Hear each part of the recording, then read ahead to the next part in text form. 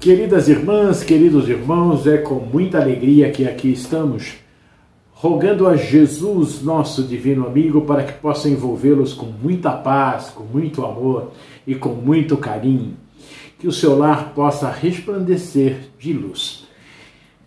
Este é o quadro Momento do Evangelho no canal do Lar Ismael no YouTube.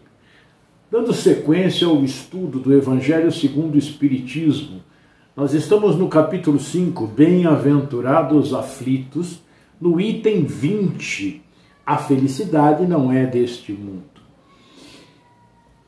Diz-nos então o Evangelho: a felicidade não é deste mundo.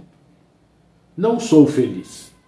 A felicidade não foi feita para mim, exclama geralmente o homem em todas as posições sociais. Isso, meus caros filhos, prova, melhor do que todos os raciocínios possíveis, a verdade desta máxima do Eclesiastes.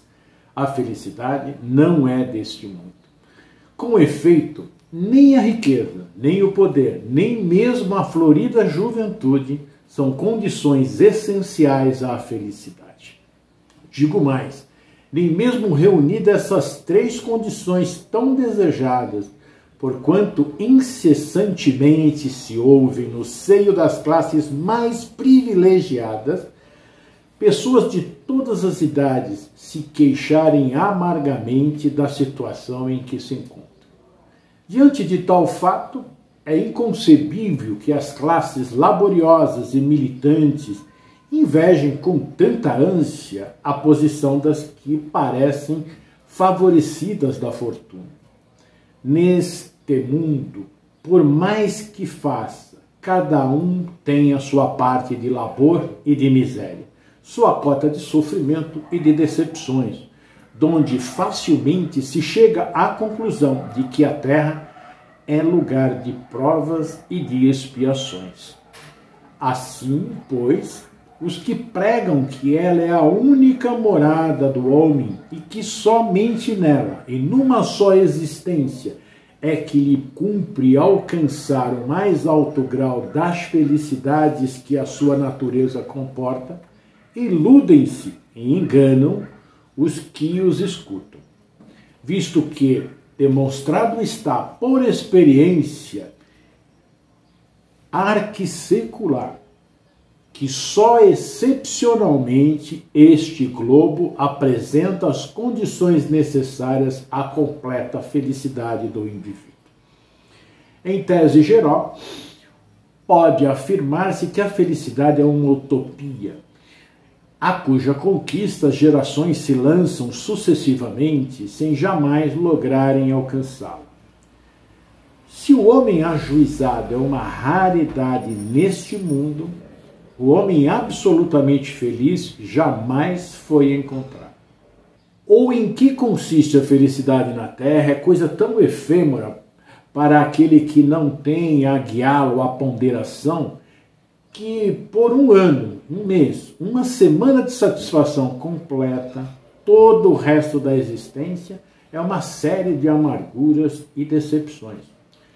E notai, meus caros filhos, que falo dos venturosos da terra, dos que são invejados pela multidão.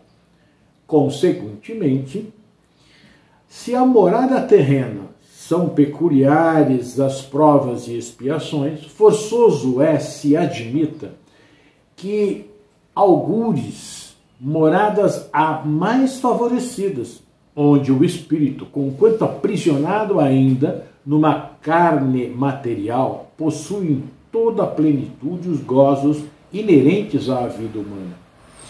Tal a razão, porque Deus semeou no vosso turbilhão esses belos planetas superiores, para os quais os vossos esforços e as vossas tendências vos farão gravitar um dia, quando vos achardes suficientemente purificados e aperfeiçoados.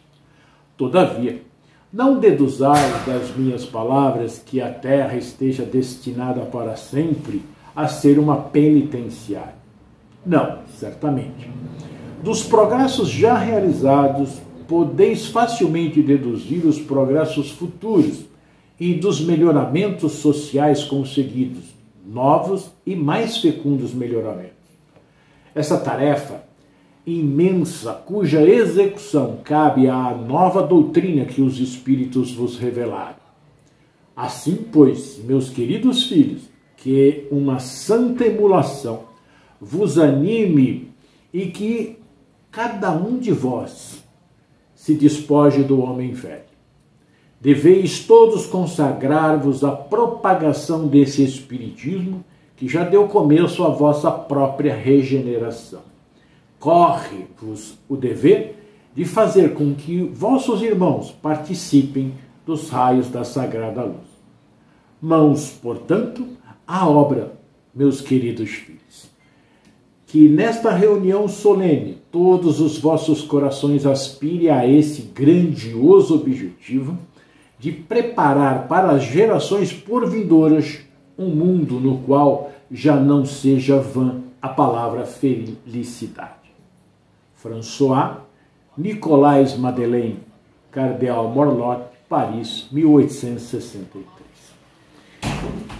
Quando o Evangelho nos traz que a felicidade não é deste mundo, nós devemos lembrar que esse texto faz parte do capítulo das bem-aventuranças dito por Jesus. E por que ele estava dizendo isso? Ele entreveu esta situação. O nosso querido Humberto de Campos, no livro Boa Nova, no item O Sermão do Monte, ele diz que Jesus dissera nas suas pregações carinhosas que seu amor viera buscar todos os que se encontrassem em tristeza e angústia do coração. Quando o mestre chegara, havia experimentado a restauração de todas as energias. Jubilosos, aguardavam as suas promessas relativamente ao Pai justo e bom, que amava os filhos mais infelizes, renovando os corações e as esperanças. Interessante notar que esse texto foi tirado do capítulo das bem-aventuranças. Então o cardeal Morlot nos trouxe uma página de rara beleza, dizendo que a felicidade não é deste mundo. E a gente fica, peraí, mas eu não vou ser feliz em nenhum momento neste mundo? Nós somos espíritos que vimos reencarnando há muitos séculos, trazendo um passado muito complicado, aonde o orgulho e o egoísmo trabalharam de forma tão forte, tão violenta, que transformaram-nos em seres que é só checar a história, nós vamos ver as barbaridades que foram cometidas. E com a lei da reencarnação, nós percebemos que participamos daqueles momentos e criamos muitos débitos com as leis divinas. Então, portanto, temos que fazer o ressarcimento desses débitos. E para tal, nós temos que passar por determinadas situações, como nós vimos no início desse capítulo. Os motivos das aflições que nós passamos, as causas atuais, as causas anteriores, que fomos nós quem criamos as situações e que estamos vivendo hoje.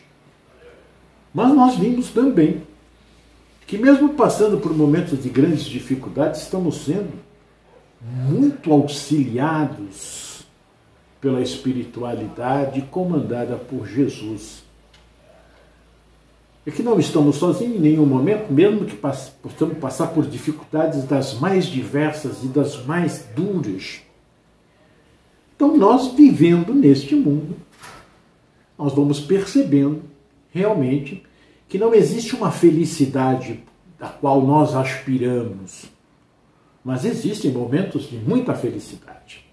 E que essa felicidade ela vai acontecer para nós no momento em que nós trabalharmos o nosso espírito, retirando esse orgulho e esse egoísmo e servindo ao próximo como nos ensinou Jesus, mudando a nossa percepção de vida, deixando de olhar somente para nós e trabalharmos também por aqueles que estão ali mais necessitados do que nós.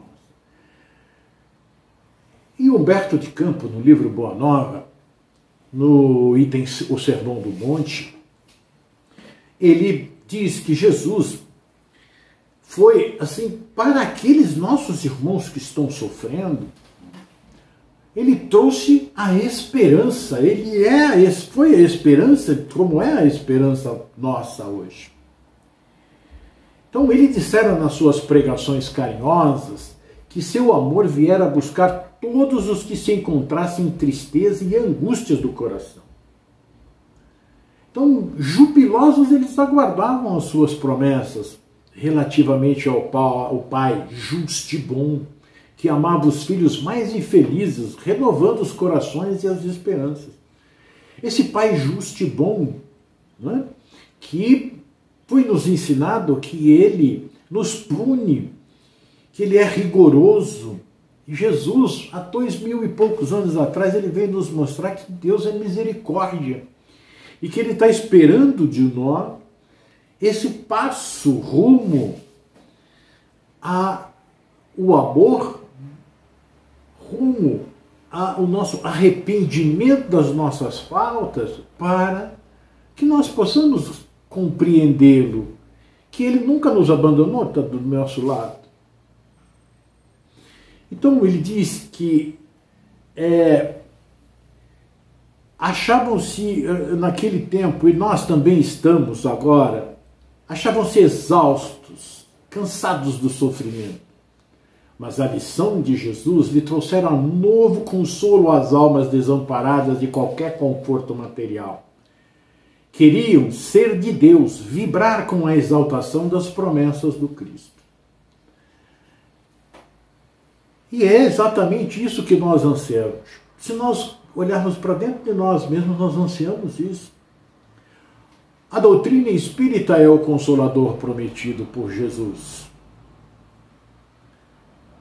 E o que nós devemos fazer é propagá-la de forma a fazer com que as pessoas também sintam isso que nós sentimos hoje. Porque nós estamos falando do que nós sentimos quando passamos a compreender os verdadeiros caminhos que Jesus nos indica. Não caminhos místicos, mas caminhos reais. A mudança do meu pensamento para pensamentos mais positivos, a minha aceitação do momento em que eu estou vivendo, a fé raciocinada na busca da solução para os meus problemas, lutando, sabendo que eu é quem tenho que resolvê-los com o auxílio da espiritualidade amiga.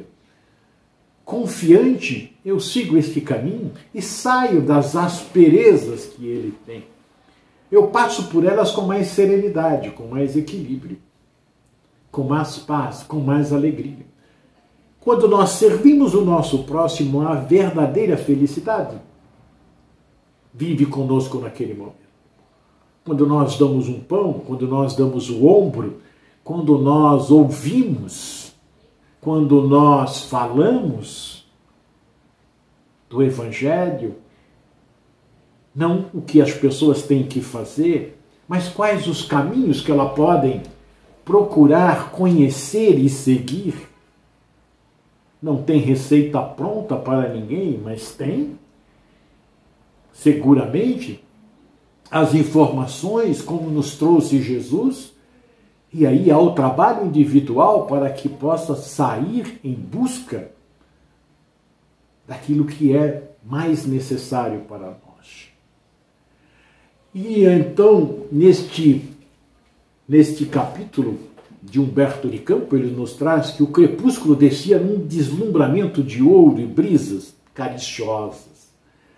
Ao longo de toda a encosta, acotovelava-se a turba imensa. Muitas centenas de criaturas se aglomeravam ali, a fim de ouvirem a palavra do Senhor, dentro da paisagem que se aureolava dos brilhos singulares de todo o horizonte pincelados de luz. Eram velhinhos trêmulos, lavradores simples e generosos, mulheres do povo, agarradas aos filhinhos.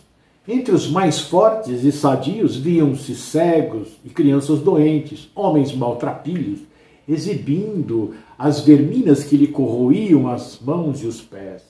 Todos se comprimiam ofegantes. Ante os olhares felizes, a figura do mestre surgiu na eminência, a enfeitada de verdura, onde perpassavam brandamente os ventos amigos da tarde. E aí, Jesus diz: bem-aventurados os aflitos. Então, nós hoje somos esses aflitos.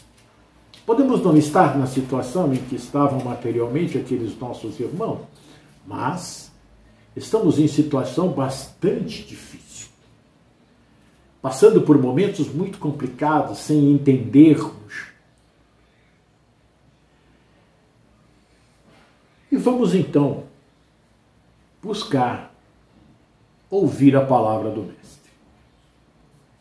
No livro Jesus no Lar, o Espírito Néio Luz, pela psicografia de Francisco Cândido Xavier, nos traz no item 19 a receita da felicidade. Tadeu, que era um dos comentaristas mais inflamados no culto da Boa Nova em casa de Pedro, entusiasmara-se na reunião, relacionando os imperativos da felicidade humana e conclamando contra os dominadores de Roma e contra os rabinos do Sinédrio. Tocado de indisfarçável revolta, dissertou largamente sobre a discórdia e o sofrimento reinante no povo, situando-lhes as causas nas deficiências políticas da época. E depois de que expendeu várias considerações preciosas em torno do assunto, Jesus perguntou-lhe: Tadeu, como interpreta você a felicidade? Senhor, a felicidade é a paz de todos. O Cristo estampou significativa expressão fisionômica e ponderou: sim, Tadeu, isso não desconheço. Entretanto, estimaria saber como se sentiria você realmente feliz. O discípulo, com algum acanhamento, enunciou: Mestre, suponho que atingiria suprema tranquilidade se pudesse alcançar a compreensão dos outros. Desejo para esse fim que o próximo me não despreze as intenções nobres e puras. Sei que erro muitas vezes porque sou humano, entretanto, ficaria contente se aqueles que convivem comigo me reconhecessem o sincero propósito de acertar.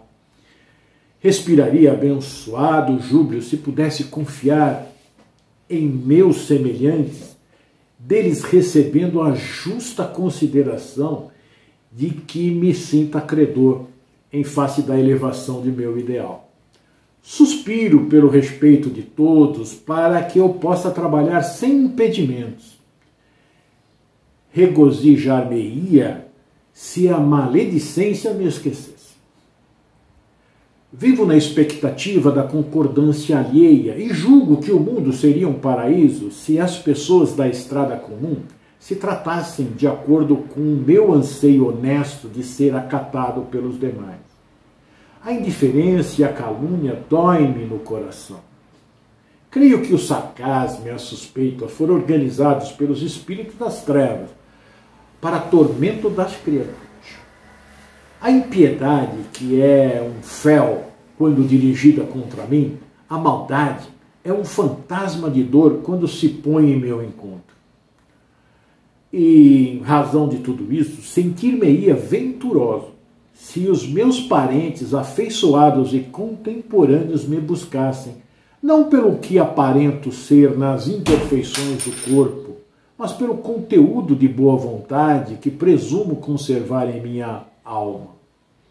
Acima de tudo, Senhor, estimaria sumamente satisfeito se quantos peregrinam comigo me concedessem direito de experimentar livremente o meu gênero de felicidade pessoal, desde que me sinta aprovado pelo código do bem no campo de minha consciência, sem ironias e críticas descabidas. Resumindo, mestre, eu quereria ser compreendido, respeitado e estimado por todos, embora não seja ainda o modelo de perfeição que o céu espera de mim, com o abençoado concurso da dor e do tempo. Calou-se o apóstolo e esboçou-se na sala singela em contido movimento de curiosidade ante a opinião que o Cristo adotaria. Alguns dos companheiros esperavam que o amigo celeste usasse o verbo em comprida dissertação, mas o mestre fixou os olhos muito límpidos no discípulo e falou com franqueza e doçura. Tadeu, se você procura então a alegria e a felicidade do mundo inteiro, proceda para com os outros como deseja que os outros procedam para com você. E caminhando cada homem nesta mesma norma, muito breve estenderemos na terra as glórias do paraíso. Jesus demonstra nesta passagem que nos trouxe Néio Lúcio qual o caminho que nós devemos percorrer para sermos felizes. Então ele disse que se nós procuramos a alegria e a felicidade do mundo inteiro, que procedamos para com os outros, fazendo tudo o que desejamos para que seja feito conosco. É o primeiro e único mandamento que ele nos deixou. Amar a Deus sobre todas as coisas e ao próximo como a si mesmo. Esses são os caminhos que nós devemos percorrer para encontrarmos a verdadeira felicidade. Na pergunta 938 e 938a do Livro dos Espíritos, ele diz assim: as decepções causadas pela ingratidão não serão capazes de endurecer o coração e obstar-lhe a sensibilidade? A resposta: seria um erro, porque o homem de coração, como disse, será sempre feliz pelo bem que fizer. Ele sabe que se alguém não o reconhecer nesta vida, na outra o fará, e o ingrato sentirá então remorso e vergonha. 938a. Esse pensamento não impede o coração de se sentir ferido. Ora, disso não pode nascer-lhe a ideia de que seria mais feliz se fosse menos sensível? Sim, se ele prefere a felicidade do egoísta, uma bem triste felicidade. Entretanto, se ele sabe que os amigos ingratos que o abandonam não são dignos de sua amizade e que estava enganado sobre ele, não deve lastimar a sua perda. Mais tarde, encontrará, quem sabe, compreendê-lo melhor. Lamentem aqueles que lhe tratam de forma que não merecem, porque terão uma triste recompensa. Mas não se aflijam por isso. É o meio de se valerem, é o meio de se elevarem acima deles. A natureza deu ao homem a necessidade de amar e ser amado. Uma das maiores alegrias que lhe são concedidas sobre a terra é a de encontrar corações que simpatizem com o seu. Ela lhe permite, assim, as premissas da felicidade que lhe está reservada no mundo dos espíritos perfeitos, em que tudo é amor e benevolência, é uma aventura recusada ao egoísta. Não é porque as pessoas venham nos ofender, não nos compreender, como queria ali o nosso irmão Tadeu, né? E queria que todos o compreendessem, que todos aceitassem como ele era, né?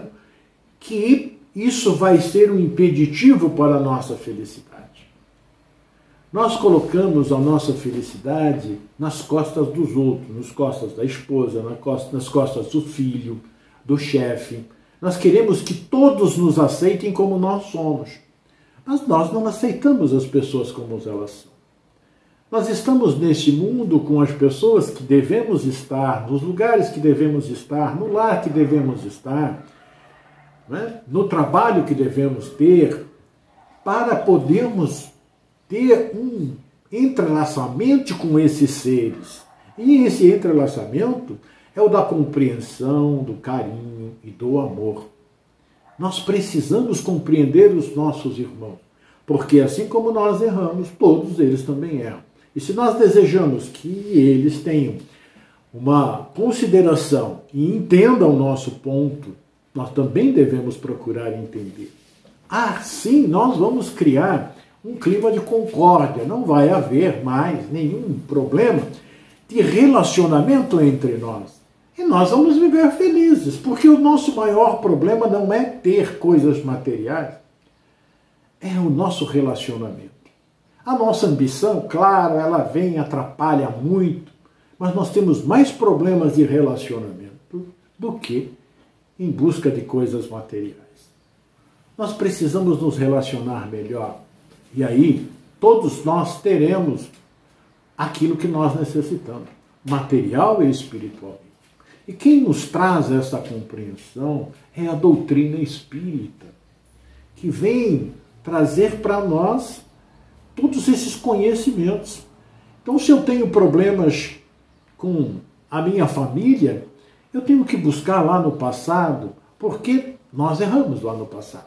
E se estamos juntos nesta caminhada, e vamos engrossando as fileiras, porque vão chegando novos companheiros de trabalho, companheiros das nossas reuniões, das casas espíritas, das igrejas. Nós vamos engrossando esse ciclo. Esses companheiros que vão chegando, eles necessitam do nosso carinho, da nossa compreensão, do nosso afeto, do nosso amor. Como diz Jesus, ele não veio para os sãos. Os sãos não precisam de médico. Ele veio para aqueles que têm essa necessidade. E nós estamos doentes, necessitados do remédio do amor. Então, para sermos felizes, vamos buscar compreender o nosso próximo. No livro Estude Viva, o Espírito Emmanuel, pela psicografia de Francisco Cândido Xavier, tem uma página Amigos Modificados. Surgem no cotidiano determinadas circunstâncias em que somos impelidos a reformular apreciações em torno da conduta de muitos daqueles a quem mais amamos.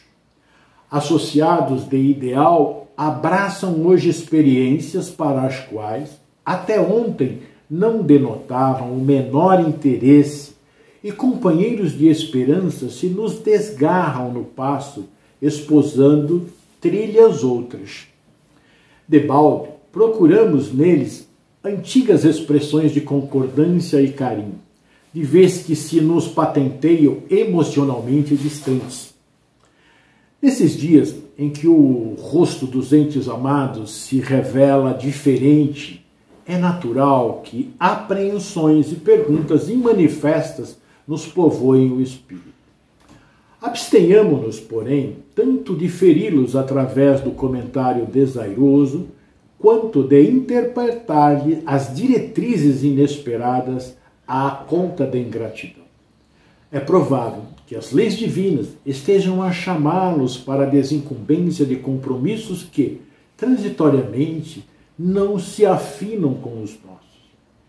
Entendamos também que o passado é um meirinho infalível, convocando-nos à retificação das tarefas que deixamos imperfeitamente cumpridas para trás, no campo de outras existências, e tranquilizemos os amigos modificados com os nossos votos de êxito e segurança na execução dos novos encargos para os quais se dirigem.